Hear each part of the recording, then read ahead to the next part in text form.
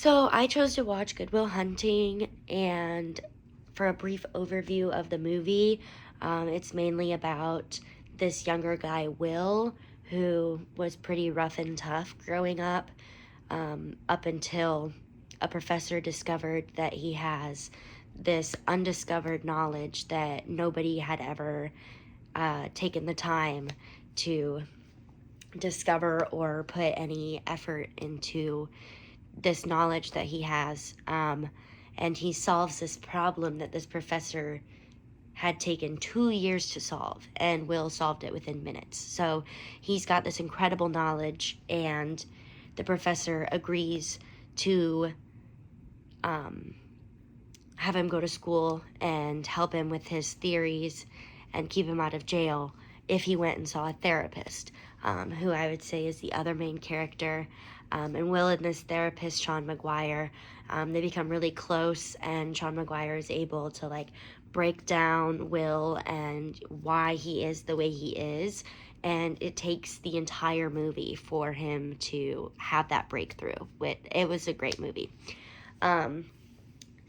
So for the 5 different techniques, theories, or other things from the textbook, there weren't as many theories, I would say, or sorry, there weren't as many techniques, I would say, in this, but there was quite a lot that I could make, a movie to text connection with. And the first one would be memory. We talked about all the memories and how, your long-term memory holds like such big funds of knowledge. And you just have to be able to tap into them and recall. So Will was actually incredible at recall, and it wasn't confirmed in the movie, but there was a very strong suspicion that he had a photographic memory. There was a scene where he was in the bar and he just started spewing this quote from, he said page 98 of a random textbook. So he had this knowledge and this memory that could remember things, even the tiniest details from years ago. So I thought that was really interesting, and I connected that to not less the working memory and more long-term memory. But his short-term memory, his working memory, was also good. He picked up on things very quickly. So he was a very intelligent young man. Which brings me to the next one. My second connection was to intelligence, both his strengths and his weaknesses. So we know that 8 different kinds of intelligence.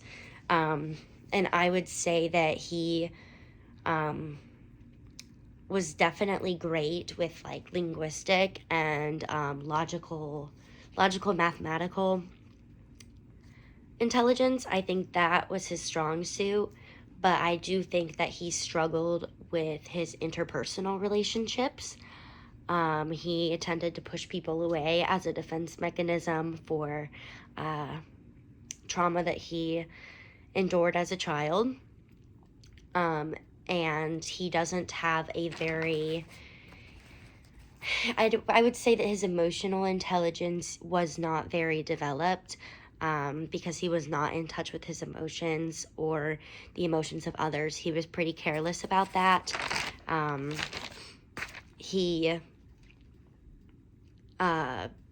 lied about his past to his partner in the film, and he also lied to Sean McGuire, the therapist, or didn't lie to him, but was just terrible to him. He ripped apart his wife, said a bunch of mean things, with no care about anybody else's feelings. So I would say that his emotional intelligence was not the best, but everything else, he was very intelligent.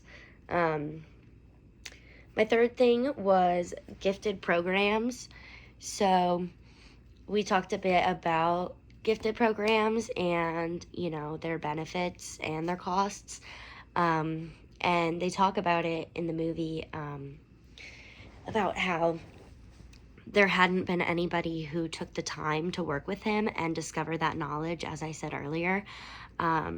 but it was cool because they actually said in the movie that, he never had a teacher that cared, and he never had a teacher invest in him. And so it was really cool to hear that in the movie, because we talk about that all the time, is how, we have to invest in our kids, and we have to make sure that they're engaged in their learning. And a huge part of Will's problem in the movie was, he was never challenged in school.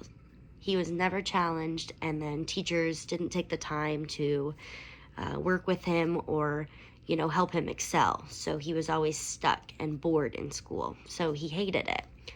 And I just thought that was very interesting. And I think that he would have benefited from a gifted program or an accelerated program, but he never had the opportunity.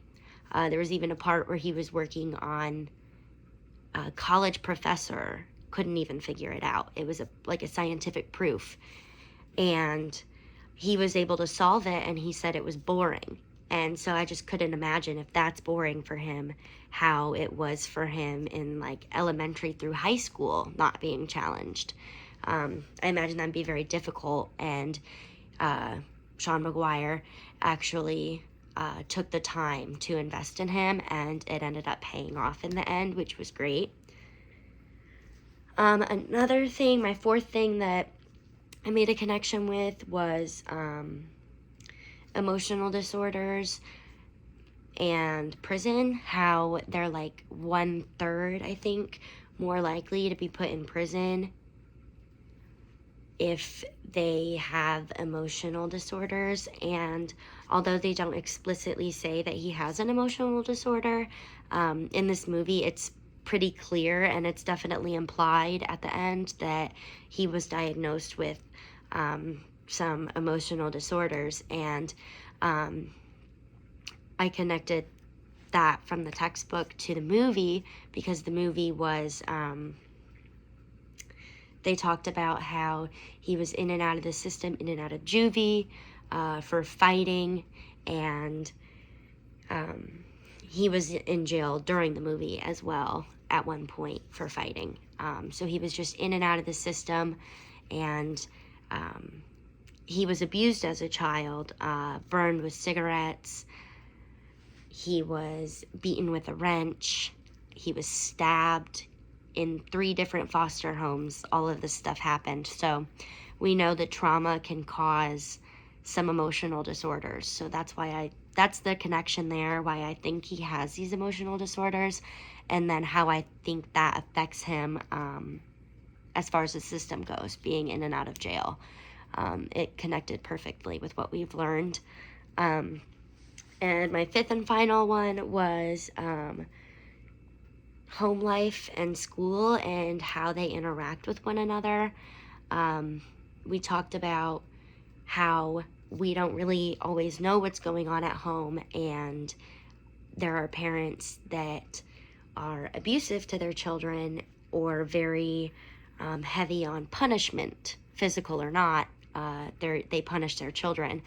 And if you're sending home bad reports constantly, it's going to lead to, possible angry outbursts from parents, which I just thought also would probably have hurt Will in school. So besides not being interested in what he was learning, he also, had this bad home life. And if he was getting poor grades, I'm sure he was abused in turn. So I just kind of felt like it was a reminder that, like, you don't know what people are going home to.